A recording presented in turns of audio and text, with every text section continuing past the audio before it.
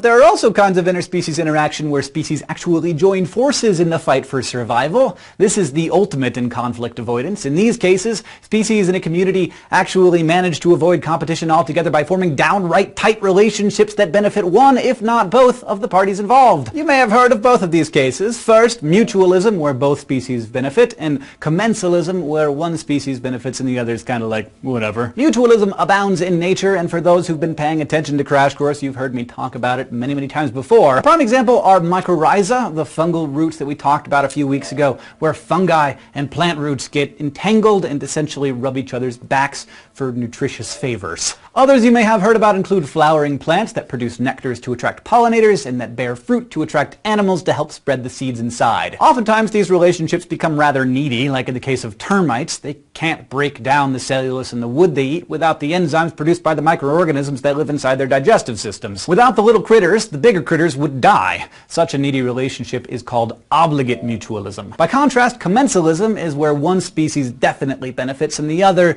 isn't really hurt or helped. Such neutrality, of course, is difficult to prove because even a seemingly benign interaction probably has some effect. Barnacles, for example, hitchhike on gray whales, getting a free ride through swaths of plankton-rich water for feeding. While clearly a benefit to the barnacles, the relationship is often considered commensal because the whales probably don't really care whether the barnacles are there or not. Or do they? The barnacles might slow down the whale as it swims through the water, but on the other hand, they might also serve as a type of camouflage from predators like orcas, in which case they confer an advantage. So it probably comes down to meh for the whale, and when you consider all the other possibilities out there when species interact, meh isn't such a bad option.